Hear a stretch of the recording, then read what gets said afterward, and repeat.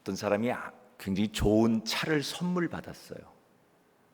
사실 이 차는 값도 많이 나가고 성능도 좋은 차고 그렇게 흔한 차가 아니에요. 그런데 이걸 선물 받은 사람이 이 차의 가치를 모르는 거예요. 사실은 이 차는 굉장히 세계에서 몇 대 없는 차고 비싸고 아주 좋은 차인데, 이 차를 선물 받은 사람이 이 차의 가치를 몰라요. 그래서 그냥 평범한 차라고 생각하거나 내지는 이 차의 가치를 평가를 쫙 내리게 되면 그 차는 좋은 차가 아니라 그냥 달구지 같은 그런 차로 전락을 하는 거예요. 어떤 사람에게 아주 좋은 기계가 왔는데 이 기계를 쓸 줄 모르면 그 기계는 그냥 고철 덩어리에 불과한 거예요. 오늘 세 분이 처음 이 교회에 오셨다고 그러는데, 우리 모두가 만약에 하나님을 잘 못 알아보거나 하나님의 가치를 우리가 잘 파악하지 못하거나 예수님이 어떤 분인지 잘 몰라서 예수님이 내 앞에 계신데도 그 예수님의 가치를 모르기 때문에 그냥 좋은 것을 좋은 것으로 여기지 못하는 사람하고 똑같이 살 수가 있어요.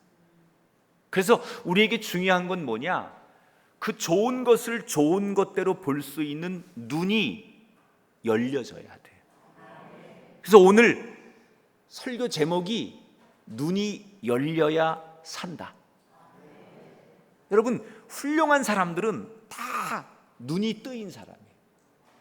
돈을 벌든 뭐 과학자가 뭘 발명을 하든 아니면 운동을 하든 또 무슨 예술을 하든 이 사람들이 탁월한 사람들의 공통점은요, 눈이 열리는 거예요.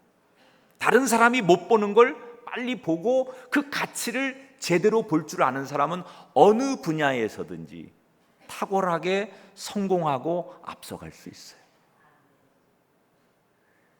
예수 잘 믿는 사람들은 뭐냐?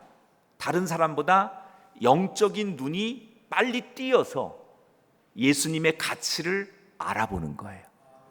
오늘 밤 우리 귀한 성도 여러분, 이 밤에 여러분 이전에 보지 못하는 것을 다시 보는 눈이 열리는 밤이 되기를 주 이름으로 축원합니다. 그러니까 눈이 열려서 오늘 주시는 설교 말씀, 성경 말씀을 보시면 오늘 성경이 완전히 새로운 말씀으로 보여요. 제가 마태복음 2장의 말씀을 나눌 건데, 이 마태복음 2장의 얘기는 예수님께서 베들레헴에서 막 태어나신 이야기예요. 원래 예수님은 그의 아버지 요셉과 어머니 마리아와 함께 갈릴리 나사렛이라고 하는 곳에서 뱃속에 있을 때는 거기 있었어요. 근데 이 마리아 엄마가 출산을 얼마 앞두고, 배가 이만큼 불렀는데 출산을 얼마 앞두고 갑자기 베들레헴으로 가서 베들레헴에서 예수님이 태어나요. 왜 임신을 해가지고 나사렛에서 잘 있다가 출산을 얼마 앞둔 시점에 베들레헴으로 가게 됐느냐? 그 당시 이스라엘은 로마의 지배를 받고 있었어요. 그래서 로마의 황제가 자기가 다스리는 모든 나라 백성들에게 자기 고향에 가서 호적 정리를 해라, 이렇게 명령을 내립니다. 그러니까 행정명령이 내려오니까 모든 사람들이 그 기간 안에 이유 없이 로마 황제의 명령에 의해서 자기의 고향으로 가서 호적 정리를 해서 예수님이 태어나기 전 요셉과 마리아가 호적 정리하기 위해서 할 수 없이 베들레헴에 갔다가 거기서 그만 아기가 나오고 예수님이 태어나는 거예요. 그래서 예수님이 베들레헴에서 태어나세요. 그런데 예수님이 베들레헴에서 태어나는 바로 그 순간, 이 예수님이 태어나는 베들레헴에서 한 북동쪽으로 10km 정도를 가면 당시의 유명한 도시 예루살렘이 있었어요. 이 예루살렘에서 예수님이 태어나고 거의 같은 시간에 완전히 난리가 나는 사건 하나가 일어납니다. 어떤 사건이 일어나느냐? 오늘 본문 2장 1절 2절에 이렇게 소개하죠. 동방으로부터 박사들이 예루살렘에 이르러 말하되 유대인의 왕으로 나신 이가 어디 계시냐? 우리가 동방에서 그 별을 보고 그에게 경배하러 왔노라. 이렇게 말해요. 자, 무슨 얘기냐면 이스라엘에서 저 동쪽으로 떨어진 어느 외국 나라에서 별을 연구하는 학자들이 있었는데, 이 학자들이 날마다 저 하늘의 별을 보면서 그 별자리, 별의 모양, 그리고 별이 움직이는 거에 따라서 뭐 날씨는 어떻고 이 뭐 우주는 어떻고 이런 걸 연구하는, 그 당시에 별을 연구하는 학자들이 있는데, 학자들이라고 말하기는 좀 그렇고 별을 보면서 사실 이 사람들이 점을 치는 거예요. 근데 이 사람들이 무슨 가치를 하나 가지고 있냐면, 어느 날 하늘에서 갑자기 없던 큰 별 하나가 나타나면 그것은 하나님이 이 땅을 구원할 메시아를 보내는 사인이다. 이걸 믿고 있는 사람들이에요. 이 외국 사람들인데 어떻게 이걸 믿게 되었을까? 이 이스라엘에서 저 동쪽으로 떨어져 있는 나라라고 하니까 성경에는 그 나라 이름이 나오진 않지만 추측컨대 구약시대 때 이스라엘 백성들이 포로로 끌려갔던 나라 중에 바벨론, 페르시아 이런 나라들이 있었는데, 이런 나라들이 다 이스라엘에서 동쪽 지역에 있는 나라들이에요. 그러니까 아마도 구약시대의 이스라엘 백성들이 그 바벨론이나 페르시아 같은 나라에 포로로 끌려가가지고 거기서 유대인들이 구약의 율법, 하나님이 예언하신 그 말씀을 날마다 믿고 그 말씀을 그저 거기서 열심히 이렇게 사람들에게 전하면서 그 얘기를 그 당시에 이 이방 나라 외국인들이 들었던 거고, 그 들었던 얘기를 이 별을 보면서 점을 치는 이 동방의 박사들이라는 사람들이 기억하고 있는 거예요. 하나님이라는 신이 이 땅을 구원할 왕을 보낼 건데, 그 사인은 어느 날 하늘에 전혀 없던 별 하나가 생기면 그게 하나님이 이 땅을 구원할 왕을 보내는 사인이다. 이걸 외국 사람들이 믿었던 거예요. 근데 어느 날 하늘에 막 별을 보는데 전에 없던, 매일같이 보던 하늘인데 어제도 그제도 없었던 진짜 큰 밝은 별 하나가 나타나는 거예요. 직감적으로 이 사람들은 확신을 합니다. 하늘에 없던 별이 나타나니까 이건 분명히 구약의 율법에서 하나님이라는 신이 약속한 대로 이 땅을 구원할 왕을 보내시는 사인이다. 이렇게 믿었던 이 동방의 박사들은 그 별이 움직이는 걸 따라서, 마치 드론이 움직이면 그 드론을 따라 사람들이 움직이는 것처럼 그 별을 보고 짐을 싸가지고 별이 움직이는 대로 계속 쫓아가는 거예요. 별이 계속 움직여요. 몇 날 며칠 계속 별이 움직이면 이 외국 사람들은, 별을 연구하는 사람들은 그 별을 보고 계속 쫓아가는 거예요 지금. 그런데 별이 그렇게 막 움직이다가, 그러니까 별이라는 게 여러분 밤에만 나타나는 거니까, 낮에는 별이 없으니까 쉬고 밤이 되면 다시 별이 뜨면 그 별이 움직이는 대로 몇 날 며칠을 계속 가는 거예요. 그러다가 이 별이 어느 날 예루살렘에 왕이 사는 왕궁 앞에서 딱 멈춰버립니다. 그렇게 매일같이 자기를 인도하던 별이 어느 날 예루살렘 왕궁 앞에서 딱 멈췄어요. 여러분, 왕궁은 왕이 사는 곳이잖아요. 이 동방의 박사들이 생각할 때, 왕이 태어나려면 이렇게 왕이 사는 왕궁에서 태어나는 게 맞겠구나, 이런 생각을 하고 얼른 왕궁에 뛰어들어가서 당시에 이스라엘을 다스리는 예루살렘의 그 왕에게 인사를 드리고, 우리는 저 외국에서 온 별을 연구하는, 별을 보고 점을 치는 사람들인데 별 하나가 나타나서 우리를 여기까지 인도했습니다. 분명히 이 별은 왕이 태어난 사인을 말하는 건데 이곳에 왕이 태어나셨습니까? 진짜 이 땅을 다스릴 왕이 태어나신 게 맞습니까? 그분이 계시다면 어디 계십니까? 우리가 그분에게 인사를 드리고 싶습니다. 이렇게 뚱딴지 같은 소리를 하는 거예요. 여러분, 당시에 예루살렘에서 있었던 왕이 헤롯이라고 하는 왕이에요. 이 왕이 너무나 황당하고 기분 나쁜 거예요. 내가 왕인데, 내가 지금 엄연히 이 나라를 통치하는 왕인데 저 외국에서 온 이상한 사람들이 새로운 왕이 오셨다는 거예요.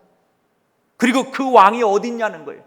진짜 왕이 왔으니까 우리가 그분에게 예의를 갖춰 인사하려고 하니까 우리를 좀 안내해 달라는 거예요. 그러니까 헤롯 왕 입장에서는 너무 황당하고 기분도 나쁘고 찜찜하죠. 여러분, 내가 왕인데 나 말고 이 나라를 다스리는 왕이 또 있다고 말하면 이건 정치적으로 쿠데타를 일으키는 거고 나를 맞서겠다는 얘기 아니에요? 헤롯 왕이 이 얘기를 듣고 너무 충격을 받아요.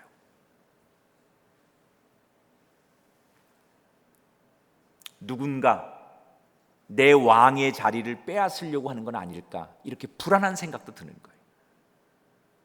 자, 그런데 여러분, 여기서 이걸 생각해 보세요. 별이, 저 외국에서 별을 보며 점을 치는 이 천문학자들이라고 하는 사람을 쭉 외국에서부터 별이 예루살렘까지 인도했다면 이 별의 목적은 처음부터 이 사람들을 예수님이 태어난 곳까지 인도하는 게 목적이에요. 그런데 왜 중간에 이 외국 박사들을 베들레헴 예수님이 태어난 곳까지 인도하다가 중간에 예루살렘 왕이 있는 곳에서 멈춘 걸까? 별의 목적은 이 사람들을 예수님께로 인도하는 거예요.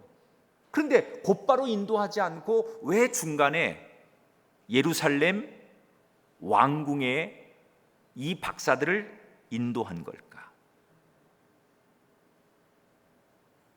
이유가 있습니다. 하나님이 이 헤롯 왕에게 기회를 주는 거예요. 당시 헤롯 왕은 왕이 돼서 몇십 년 동안 무지무지한 절대 권력을 휘두르고 왕으로서 아주 포악하고 잔인한 일을 많이 했어요. 그래서 사람들이 헤롯 왕을 무서워했습니다. 온 세상을 몇십 년 동안 통치하면서 내가 왕이고 내 위에는 아무도 없다고 생각하고 산 사람이 헤롯 왕이에요. 그런데 하나님은 내가 진짜 왕이라고 착각하는 헤롯에게 지금 뭘 말씀하시는 거냐? 너는 진짜 왕이 아니고 진짜 왕은 따로 있어. 네가 이 세상을 다스리고 다 네 앞에 나와서 엎드려서 너를 두려워하고 너를 무서워하니까 너는 네가 진짜 왕이라고 생각하지만 이 세상을 다스릴 진짜 왕은 따로 있어. 너는 가짜 왕이야. 지금이라도 그걸 알고 네 자신을 알고 회개하고 진짜가 아닌 가짜로서 살았던 것을 네가 다 회개하고 정리하고 용서를 받을 기회를 하나님이 주시는 거예요. 여러분, 사람에게는 하나님이 반드시 기회를 주십니다. 그 사람을 살리고 그 가정을 살리고 그 민족을 살릴 기회를 주세요. 어떤 사람은 그 기회를 한 번에 잡았기 때문에 그 가정이 일어나는 가정, 역사가 바뀌는 민족, 개인의 인생이 역전되는 인생이 있는데 하나님이 주시는 기회를 기회로 여기지 않고 사는 사람은 여전히 그 기회를 저버렸기 때문에 불행한 인생이 되는 거예요. 여러분, 오늘 저녁 어쩌면 여러분에게 우연치 않게 이 말씀을 듣고 뭔가가 여러분 마음에 다가가고 이 말씀이 여러분 인생을 바꿀 수 있는 하나님이 주신 기회라면 오늘 밤 이 말씀, 이 예배가 여러분 인생을 역전시키는 기회로 받아들이는 분이 있기를 주의 이름으로 축원합니다. 진짜 왕이 등장하면 가짜 왕은 사라지는 거예요. 이걸 하나님께서 지금 말씀하시는 거예요. 그런데 헤롯은 내가 가짜라는 거, 진짜 왕이 나타나는 걸 인정할 수 없는 거예요. 그래서 이 헤롯이 너무 놀라고 너무 긴장이 되니까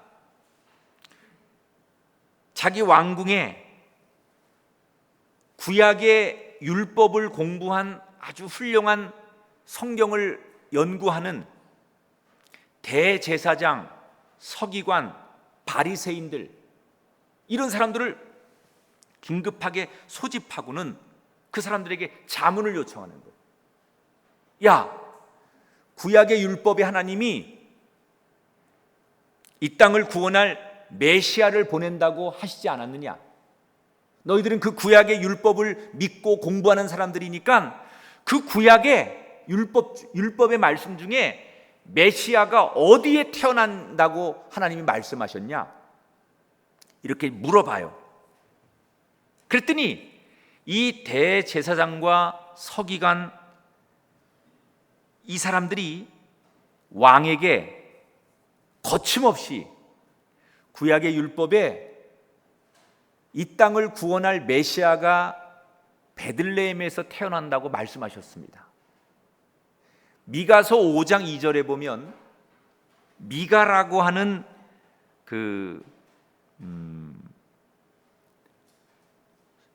선지자가 예언을 해요. 구약에서 미가라고 하는 선지자는 이사야라고 하는 선지자와 동시대의 선지자로 같이 살던 사람이에요. 미가는 남왕국 유다의 선지자고 이사야는 북왕국 이스라엘의 선지자인데 동시대의 인물이에요. 예수님이 태어나기 전 한 700년 전에 선지자로 예언을 하던 사람들인데 700년 전에 이 미가라는 선지자가 뭐라고 예언했느냐? 하나님이 이 땅을 구원할 메시아를 보내실 건데 그 메시아가 베들레헴에서 태어난다라고 예언한 적이 있었어요. 그러니까 여러분, 성경은 하나님이 예언하고 하나님이 약속한 것이 그대로 지켜지는 게 성경이에요. 할렐루야. 예수님이 태어나기 700년 전에 구약에서 예수님이 태어날 거라고 예언하셨고 그 예수님이 태어나는 장소까지 베들레헴이라고 다 예언했는데 그때가 지금 온 거예요. 그 얘기를 듣고 헤롯 왕이 이 외국에서 온 박사들에게 아마도 메시아가 태어나면 저 베들레헴에서 태어날 겁니다라고 정보를 줘요. 그러면서 당신들 가서 당신들이 찾는 메시아가 태어난 걸 확인하면 반드시 나에게 어디 있는지 가르쳐 주시오. 당신들처럼 나도 그분에게 가서 인사할 테니 나에게 꼭 하나님이 보낸 메시아가 태어난 곳을 봤거든 만나거든 일러주시오라고 정보를 주고 그 손님들을 보냅니다. 그 사람들이 나가는 뒤에서 이 헤롯 왕은 회심의 미소를 띠어요. 그 미소는 어떤 의미냐? 그 미소는 진짜로 메시아가 태어나면 그 메시아를 진짜 왕으로 인정하겠다라고 하는 그런 생각이 없는, 나를 대신해서 내 왕의 자리를 빼앗으려고 하는 그 왕이 태어났다고 하는 그 자체를 내가 죽음으로 내 자리를 지키겠다라고 하는 마음의 완악한 계획을 품고 웃는 미소예요. 그러니까 이 동방의 박사들에게는 가서 왕을 만나거든 메시아를 만나거든 나에게 일러주시오, 나도 가서 그분께 경배할 것이오 라고 말했지만 그건 진심이 아니었어요. 마음속에 음모와 계략을 꾸미고 그 메시아를 죽이고 영원히 내가 왕이 돼야 되겠다는 욕심과 자기의 인간적인 계획을 품고 그렇게 연기를 하는 거예요.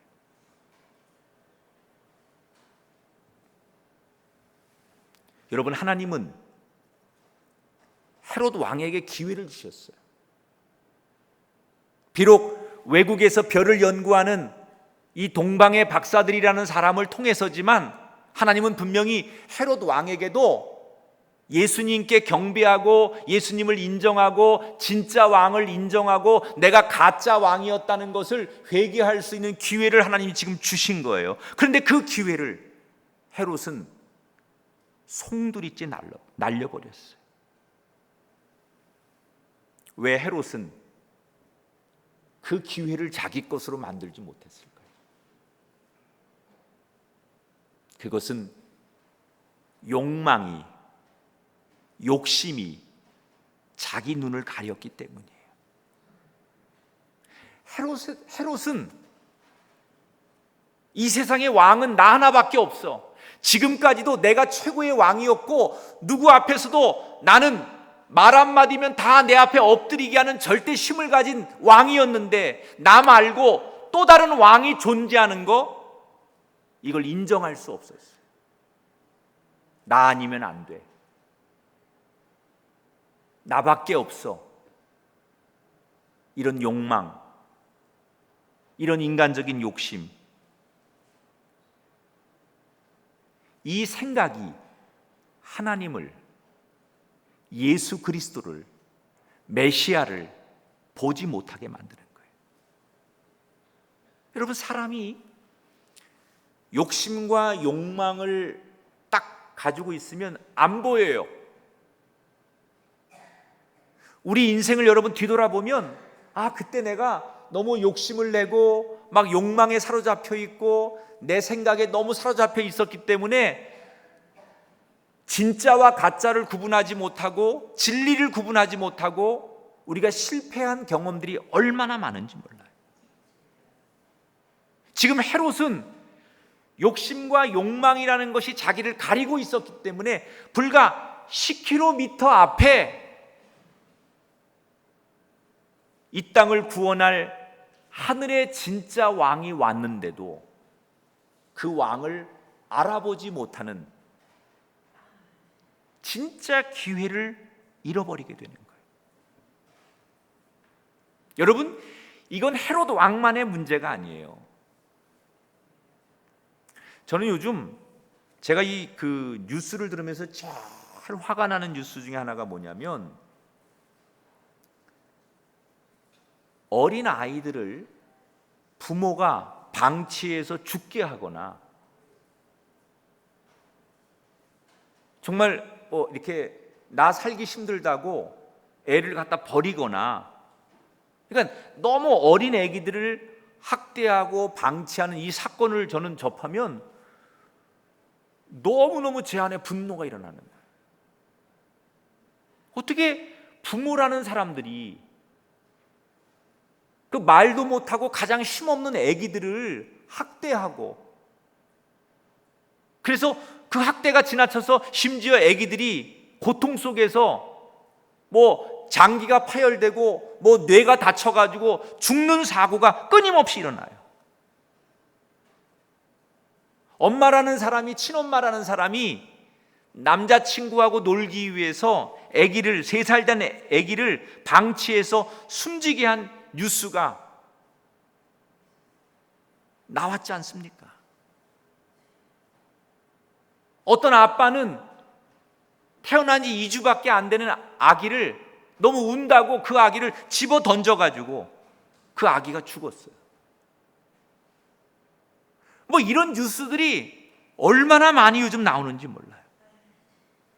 근데 대부분 사람들이 아동학대 사건이 일어났다 이렇게 보도를 하는데, 저는 이게 우리 사회가 아동학대 사건으로 보면 안 된다고 생각해요. 이게 뭐냐? 내가 하고 싶은 거를 하는데, 내가 놀고 싶은 것, 내가 즐기고 싶은 이 욕망을 위해서라면 신앙도 필요 없고 자식도 필요 없고 생명도 필요 없고 내 욕망과 내가 즐기고 싶은 그 욕심을 채우기 위해서라면 그 어떤 것도 다 버릴 수 있고 죽일 수 있는 욕망으로 가득 찬 세상 사람들의 한 단면을 보여주는 거라고 생각해요.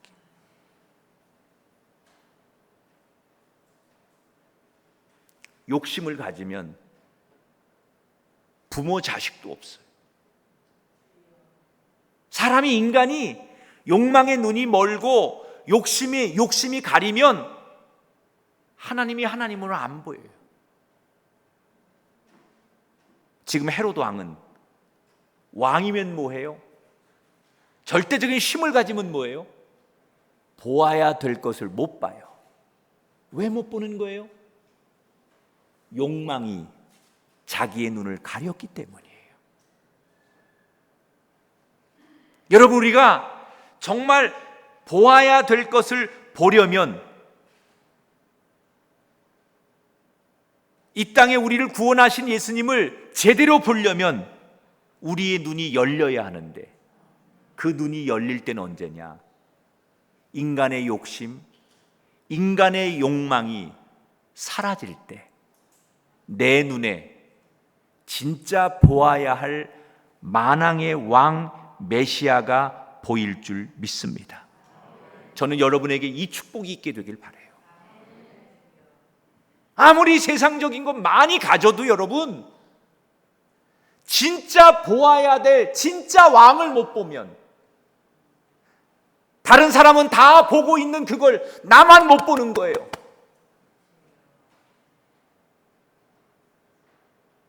하나님의 가치를, 예수님의 가치를 다 보고 있는데 나만 세상의 눈이 멀어서 내 욕심에 사로잡혀서 욕망이 들끓어서 진짜 봐야 될 걸 못 보고 사는 사람.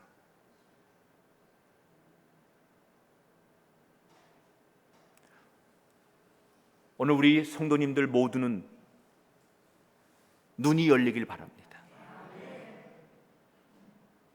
그 얘기는 여러분이 진짜 보아야 될 것을 가리는 욕망으로부터, 그 욕망이라고 하는 게 여러분 어떻게 보면 우리를 노예로 만드는 거예요. 욕심이라는 거, 그걸 우리를 노예로 만드는 거예요. 그 욕심과 욕망이라고 하는 노예로부터 벗어나는 순간 여러분 진짜 자유한 인생이 될 것이고 세상 사람들이 못 보는 것을 보는 축복의 주인공이 될 줄 믿습니다. 오늘 이 밤에 이 귀한 예배에 오신 여러분, 욕망을 내려놓으셔서 눈이 열리셔서 진정한 왕이신 예수님을 보게 되는 주인공이 되기를 주 이름으로 축원합니다.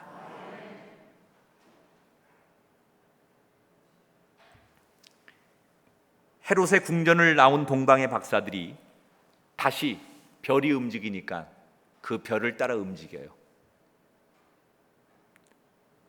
예루살렘 성전에 머물렀던 이 별이 다시 움직여서 그 별을 따라가 보니 그 별이 어디까지 가느냐? 예루살렘 왕궁에서 10km 떨어져 있는 베들레헴, 조그마한 한 집 앞에 머물러요. 별이 멈추기에 멈춰 있는 그 집, 낡은 그 집으로 들어가 봤더니 거기에는 갓 태어난 예수님과 요셉과 마리아가 있었어요.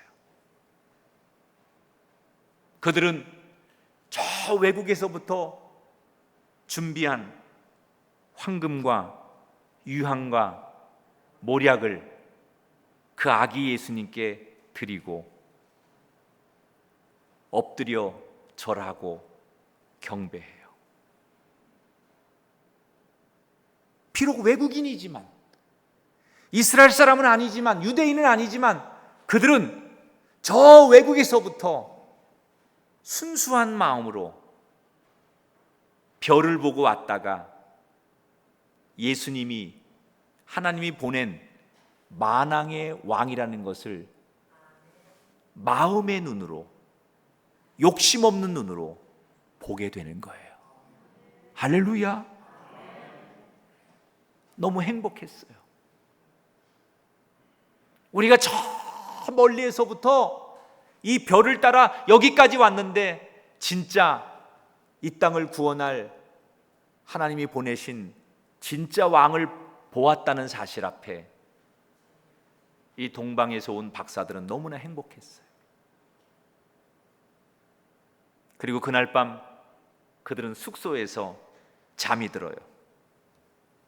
그리고 잠이 들기 전에 이렇게 중얼거립니다. 날이 밝으면 빨리 헤롯 왕에게 가서 약속대로 우리가 만난 예수님이 여기 계시다고 소식을 전해주자.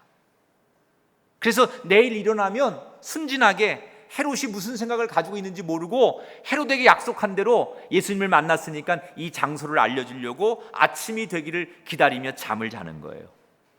그런데 그날 밤 잠을 자는데 꿈에 천사가 나타나요. 근데 이 천사가 막 꾸짖는 거예요. 무서운 음성으로 이 박사를 꾸짖으면서 헤롯에게 절대로 가면 안 된다. 만약에 헤롯에게 가면 너희가 성치 못할 것이다. 막 이렇게 꿈에서 천사가 엄청나게 혼내는 꿈을 꿔요.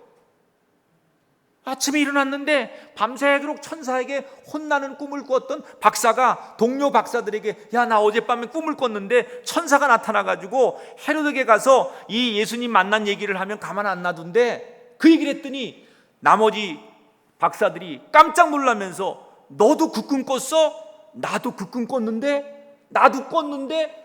똑같은 꿈을 꾼 거예요. 무슨 얘기를 하면 좀 놀래고 좀 그래봐요, 여러분. 놀랍잖아요. 이 박사들이 똑같은 꿈을 꾼 거예요. 그들이 느끼는 거예요. 이건 뭔가가 있다. 이건 하나님이라고 하는 신이 우리가 가려고 하는 길을 막는 거구나 라는 생각을 하게 돼요. 그래서 헤롯 왕에게 가기로 했던 계획을 취소하고 일부러 예루살렘을 이렇게 삥 돌아서 그냥 자기의 나라로 돌아가 버려요. 자, 천사가 이 동방에서 온 박사들에게만 나타난 게 아니에요. 그날 밤 예수님의 아버지 요셉의 꿈에도 나타났어요.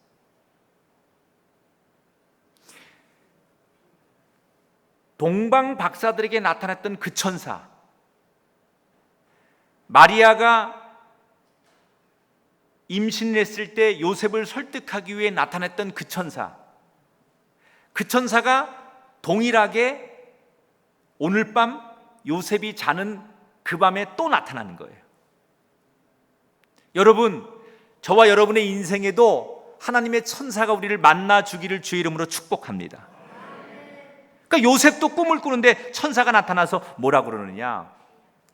헤롯 왕이 태어난 아기를 죽일 것이니 빨리 아기를 데리고 이집트로, 애굽으로 피신해라.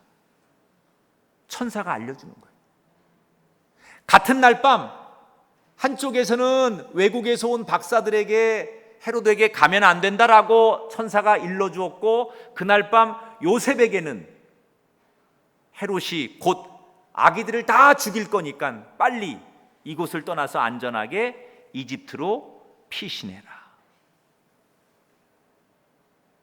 그래서 요셉은 그 천사가 일러준 대로 이제 아기를 낳은 지 얼마 안 된 산모 자기 아내 마리아를 데리고, 그리고 갓 태어난 예수님 아기를 데리고 이집트까지 피신을 하죠. 그런데 이 거리가 한 130km 정도 돼요. 굉장히 먼 거리예요. 지금도 130km면 굉장히 먼 거리인데 그 옛날 2000년 전에 무슨 교통편이 있어요, 길이 있어요, 아무것도 없는데 이 130km를 이제 막 출산을 한 여성을 데리고 그리고 갓 태어난 아기를 데리고 그 먼 길을 여행한다는 건 굉장히 고단한 일이에요. 힘든 일이에요. 그러나 힘들고 길이 없는 그 여정을 하나님이 지키셨기 때문에 안전하게 이집트로 피신을 해요. 그리고 얼마 뒤 요셉과 마리아에게 충격적인 소식이 들려옵니다. 헤롯 왕이 저 외국에서 온 박사들이 메시아가 태어난 그 집을 방문하면 자기한테 소식을 알려준다고 했는데 이때나 저때나 그 소식을 기다리고 있는데 이 박사들이 안 돌아오는 거예요. 나중에 사람들을 시켜 알아봤더니 이 박사들은 벌써 아기를 만나고 자기 나라로 도망을 가버렸어요.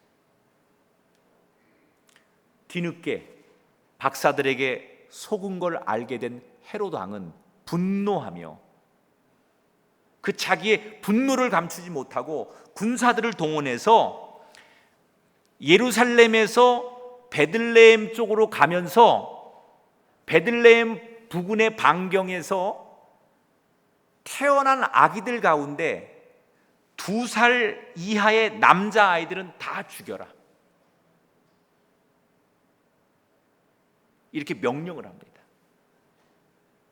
불안하니까 누가 진짜 메시아인지 모르니까 베들레헴 부근에서 태어난 2살 이하의 남자아이들은 무조건 찾아서 다 죽여버려라. 그래서 베들레헴이 완전히 눈물바다가 되었다는 소식을 이집트로 피신한 요셉과 마리아가 듣게 되는 거예요. 여러분, 내 인생의 길을 내가 계획하는 게 아니에요. 하나님이 이끌어 주시고 하나님이 열어주시고 하나님이 계획하시고, 나는 잘 모르지만 왜 내가 이 도망을 가야 되는지, 왜 내가 여기를 떠나야 되는지, 때로는 왜 내가 여기에 머물러야 되는지 나는 모르지만 하나님께서 길을 예비하시고 우리의 인생길을 인도할 때 그 길이 축복의 길이 되는 줄 믿으시고 여러분이 그 길의 주인공이 되기를 주님 이름으로 축원합니다. 요셉이 자기 생각으로 하는 게 아니에요. 하나님의 이끄심에 따라서. 그래서 예수님이 안전하게 되는 거예요. 헤롯 왕은 자기가 동원할 수 있는 모든 방법을 다 동원해서 예수님을 죽이려고 해요. 동방에서 온 박사들을 이용하고 군인들을 동원하고 자신이 가지고 있는 힘과 권력과 모든 걸 다 동원해서 갓 태어난 아기 예수님을 죽이려고 모든 힘을 다 쏟아요. 그러나 하나님이 보호하시는 예수님을 세상의 모든 것이 다 동원돼도 건드릴 수 없는 거예요.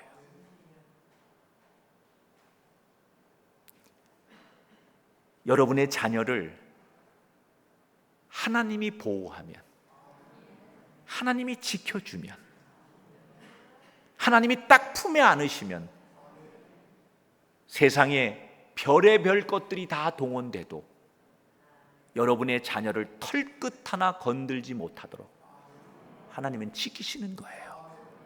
교회도 마찬가지예요.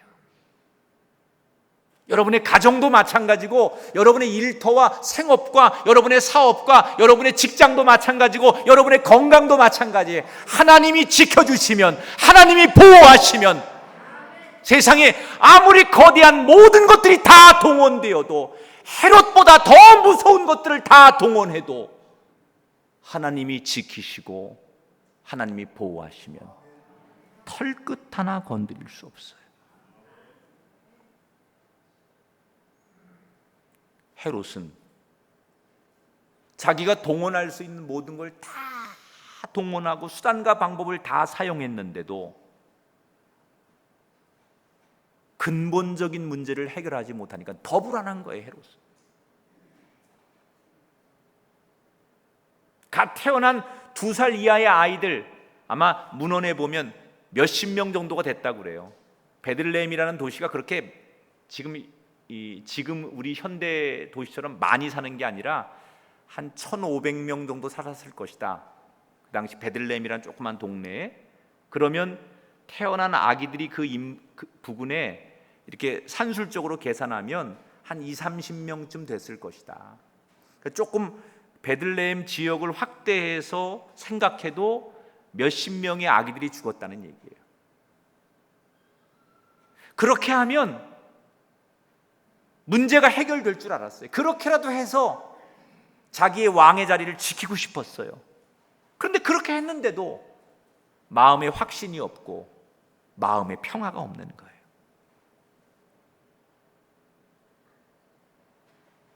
그렇게 불안해서 어쩔 줄 몰라 하던 헤롯은 베들레헴 부근의 아기들을 다 죽이고 난 뒤에 얼마 지나지 않아 그는 그 불안감을 견디지 못하고 결국 죽어요. 영원할 것 같던 헤롯 왕이 그 불안감을 떨쳐버리지 못하고 얼마 뒤에 헤롯이 죽게 돼요. 갑자기 헤롯 왕이 죽으니까 이 유대 땅을 누군가 다스려야 되는데 당시 헤롯에게 아들이 셋이 있었어요. 근데 아들들이 갑자기 아버지가 죽으니까 서로 왕이 되겠다고 막 싸우다가 합의를 해요. 그러면 우리가 3분의 1씩 나라를 쪼개가지고 아버지가 다스리던 나라를 3분의 1씩 나눠서 다스리자 해가지고 3명의 아들이 3분의 1씩 자기가 다스릴 지역을 구분해서 아버지가 다스리던 나라를 이어받게 돼요, 왕위를. 그리고 이 갈릴리를 중심으로 예루살렘과 베들레헴 이 지역을 관할하는 아들이 아켈라오라고 하는 아들이 아버지 헤롯을 이어서 왕이 되는데, 이 아켈라오라고 하는 아들도 매일 아버지를 보고 배운 게 포악하고 잔인하고 잔꾀 쓰고 자기밖에 모르는 거, 이걸 배워가지고 아켈라오라고 하는 아들이 아버지하고 똑같이 하는 거예요.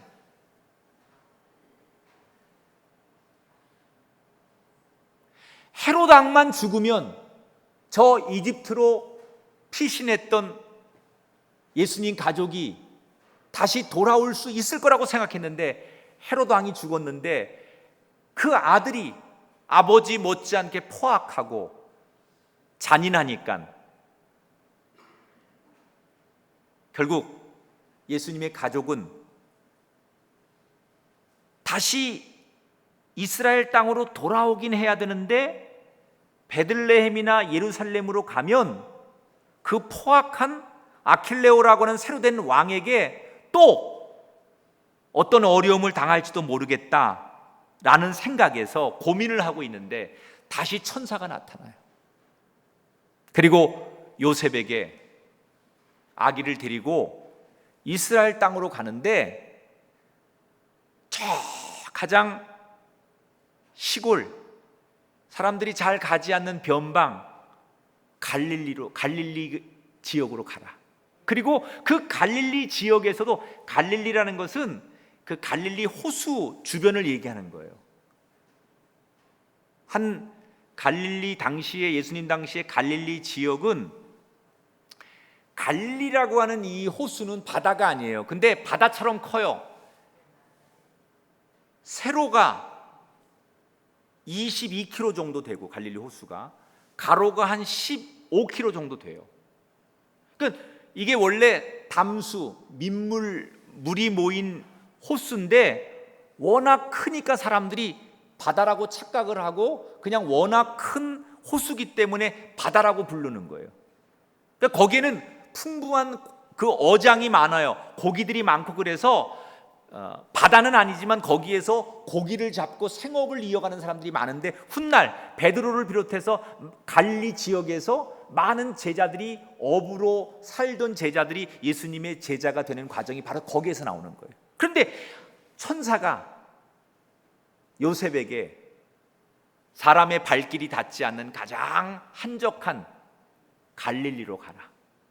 당시에 그 갈릴리 주변에는 한 400개의 마을이 있었대요. 그 중에 가장 사람들이 가지 않는 달동네, 산동네, 깡촌 같은 데가 어디냐? 거기가 나사렛이에요. 사람들은 나사렛 그러면 가기를 꺼려하고 거기는 가장 시골 오지, 사람들이 가려고 하지 않는 곳, 가장 못 살고 가장 천박한 사람들이 모여 있는 곳이라고 생각하는 곳이 나사렛이에요. 그때 천사가 예수님을 데리고 그 갈릴리 지역 중에서도 가장 오지인 나사렛으로 가라. 그래서 요셉이 예수님을 데리고 오지 중에 오지인 나사렛에서 정착을 하는 거예요. 그 나중에 보면 예수님이 공생애를 시작할 때 나사렛 출신이라고 하니까 야, 무슨 나사렛에서 그런 위대한 인물이 나올 수 있어? 말도 안 되는 소리 하지 마. 이런 얘기가 나온 게 바로 그런 배경에서 나오는 거예요. 이렇게 해서 예수님이 어린 시절을 나사렛이라고 하는 아주 깡촌 오지 중에 오지에서 정착하는 것으로 오늘 성경 이야기가 끝나요.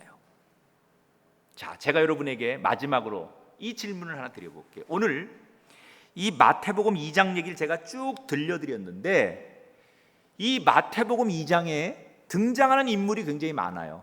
헤롯 왕도 등장하고 저 외국인 박사들도 등장하고 뭐 신하들도 등장하고 많은 인물이 등장해요. 요셉, 마리아, 예수님, 또 그 밖에 주변 인물들이 많아요. 그런데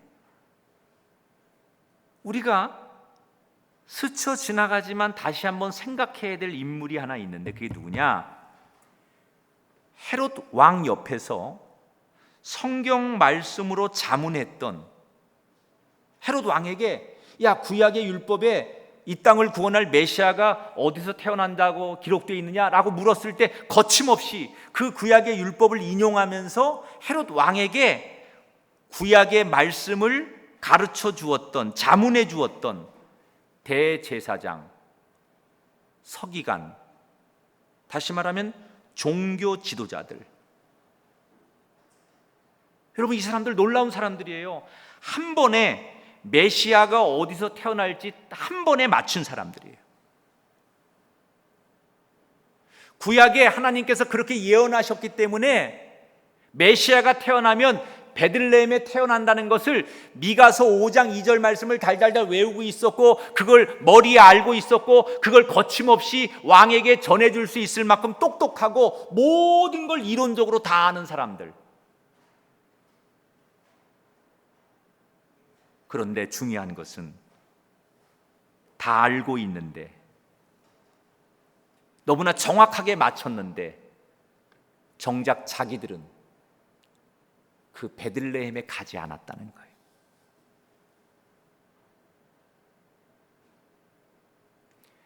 왕이 물어봤을 때 야, 메시아가 태어났다는데 그 메시아는 어디서 태어난다고 구약 성경의 율법에서 그렇게 예언했느냐라고 물었을 때 거침없이 정답을 이야기하고 정확하게 그 장소를 맞히고 그 구약에 예언한 것들을 딸딸딸 외우고 있는 그 종교 지도자들이 다 알고 있으면서 정작 자신들은 예수님이 태어난 베들레헴에 찾아가지 않았다는 거예요. 왜 그랬을까요? 이 종교 지도자들에게 성경은 그냥 공부하고 토론하고 지식적으로 알고 있는 것 그 이상도 이하도 아니었어요. 성경을, 구약의 율법을 달달달 외우고 뭐가 어디에 나오는지 그것을 다 알아맞히고 아주 박사처럼 그렇게 최고의 머리를 가지고 있는 그런 사람들이지만, 이 사람들에겐 단지 구약의 말씀이 그냥 알고 공부하고 토론하고 지식으로 가지고 있는 것, 그것뿐이었지, 그 말씀이 내 인생이 따라가고 내 인생이 그 말씀에 의해서 만들어져야 된다고 생각해 본 적이 없는 사람들이에요. 말씀은 그냥 지식으로, 공부할 때, 시험 볼 때 필요한 책이라고만 생각한 거예요. 그런데 이 종교 지도자들과 대비되는 사람이 하나 있는데, 그게 누구냐? 예수님의 양부모인 요셉의 요셉. 여러분, 이 요셉은 자기는 자기 아내하고 잠자리도 안 했는데, 약혼녀하고 잠자리도 안 했는데 아기가 생겼어요. 그 처음에 너무 괴로워가지고 자기 약혼녀를 의심하기도 하고 관계를 정리하고 파혼하려고까지 생각하고 너무 괴로워할 때 천사가 나타나 설득하는 거예요. 요셉아, 그거 아니다, 그거 아니다. 네 약혼녀가 한 말이 맞고 사실은 전후사정이 이런 거다. 너에게 엄청난 좋은 일이 있을 거다. 그러니 그걸 믿고 받아들여야 된다. 이래서 천사가 설득해가지고 요셉이 그 천사에 의해서 설득당해서 지금 예수님의 아버지가 되는 거예요. 이 요셉은 조금 전에 여러분의 소개해드린 대제사장이나 서기관들만큼 성경을 빠삭하게 알지도 못하고 머리가 좋은 것도 아니고 뭘 성경을 다 외우는 사람도 아니에요. 잘 몰라요. 이 종교 지도자들에 비하면 성경을 잘 몰라요. 아는 것도 별로 없어요. 그런데 이 요셉이 하나 잘한 게 있어요. 내가 성경을 많이 외우고 박식하게 많이 몰라도 하나님의 말씀은 듣기만 하는 것이 아니라 들으면 믿고 따라야 되는 것이다. 요셉은 그 생각을 가지고 있었어요. 별것 아닌 것 같은 이 간단한 차이가 나중에 어떻게 되느냐? 논쟁을 좋아하던 종교 지도자들은 마지막까지 예수님을 구원자로 보지 못해요. 영적인 눈이 완전히 닫혀요. 반면에 박식하거나 똑똑하거나 성경을 많이 알지 못했던 요셉은 예수님이 정말로 하나님의 구원자인 것을 알게 되고 예수님이 하나님이 보내신 메시아인 것을 알게 돼요.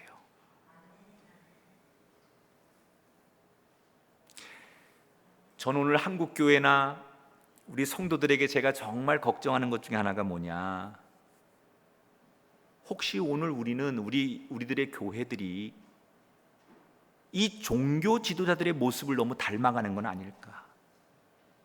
지금은요, 서점에 가면 좋은 신앙의 서적들이 널려 있어요. 유튜브를 켜면, TV와 라디오를 켜면 얼마나 좋은 설교들이 쏟아지는지 몰라요. 인터넷만 접속하면 좋은 찬양, 좋은 말씀, 좋은 예배를 얼마든지 듣고 볼 수 있는 시대예요. 옛날에는 은혜 받고 싶어도 예배 드리는 곳이 없어서, 부흥회가 열리지 않아서, 누가 말씀을 가르쳐주지 않아서 갈급해서 사람들이 집회를 열면 저 이웃 동네까지, 저 멀리까지도 말씀을 배우려고 그 말씀을 찾아, 진리를 찾아서 그렇게 열심히 모일 때가 있었는데, 그때에 비하면 지금은 마음만 먹으면 얼마든지 예배할 수 있고 얼마든지 하나님 말씀과 은혜를 접할 수 있어요. 지금은 말씀의 홍수 속에 살고 있어요, 우리가. 그런데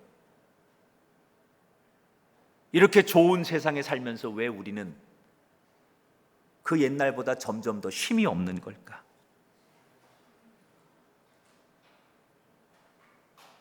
왜 그럴 것 같아요? 그 이유는 우리는 말씀을 알기만 하고 듣기만 하고 기억만 하고 내가 믿고 따라가야 될 내 인생길이라고 생각하지 않는 거예요. 얼마 전 우리나라 젊은이들 20대 젊은이들에게 설문조사한 거를 제가 받아봤는데 교회 다니는 20대 청년들이 설문조사를 했는데 뭐라고 대답을 했느냐, 세상에 살면서 직장 생활하거나 밖에 나가 살면서 내가 교회에서 배운 대로 또는 성경 말씀대로 살면 절대로 밖에서 직장 생활하거나 사업하면 성공할 수 없다고 생각하는 교회 다니는 젊은이들이 70%에 가까워요. 교회를 다니는 젊은이들조차도 밖에 나가서 내가 알고 배운 성경 말씀대로 살면 절대로 성공할 수 없다고 생각하는 사람들이 많다는 거예요. 이 정도라면 교회는 망한 거죠.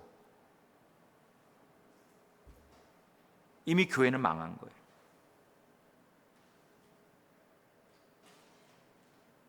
여러분, 오늘 한국교회가 또는 한국교회 교인들이 복음이 교회가 힘이 없는 것은 무능하기 때문이 아니라 그 말씀이 나의 길이고 내가 가야 될 인생이라고 생각하지 않는 헤롯 왕 옆에 아는 것으로 만족한 그런 신앙과 믿음을 갖는다면 이런 예배를 앞으로 수백 번 드려도, 여러분 평생 예배에 참여해도, 주옥 같은 강사님의 말씀들을 수없이 들어도 내 귀만 즐겁게 하고 이성적인 사고만 키우는데 그친다면 우리는 그것이 아무 소용이 없어요.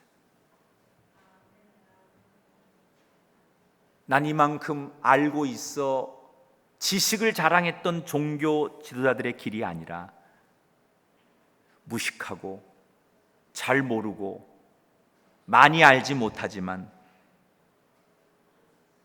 요셉처럼, 비록 외국인이지만 박사들처럼 그 말씀이 나의 길로 삼는 사람이 되십시오.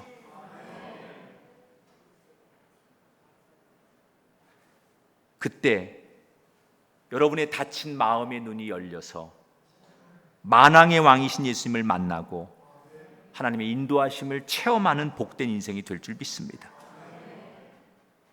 따라합시다. 눈이 열려야 합니다.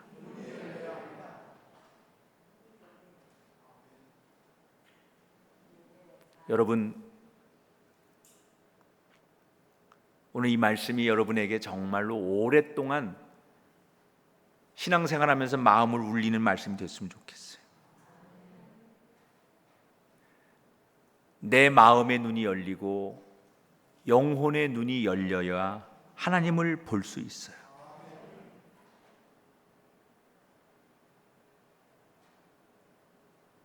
자꾸 욕망과 욕심과 세상의 기준을 자꾸 가지면 하나님이 바로 내 앞에 계셔도 하나님을 못 봐요. 이 훈련을 자꾸 해서 진짜 나의 주, 내 인생의 길과 진리와 생명 되시는 예수 그리스도를 만나시고 그 예수님과 동행하셔서 예수님의 능력을 받는 우리 모두가 되기를 축복합니다. 여러분, 코로나 팬데믹 얼마나 힘드세요? 얼마나 여러분 답답하세요? 기가 막히죠. 그러나 분명한 것은 이 또한 지나갈 겁니다. 그리고 이것이 지나간 뒤에 정말 눈이 뜨인 사람은 똑같은 시간을 지나고도 눈이 뜨인 사람은 전혀 다른 인생을 살 거예요. 여러분이 그 주인공이 되시기 바랍니다.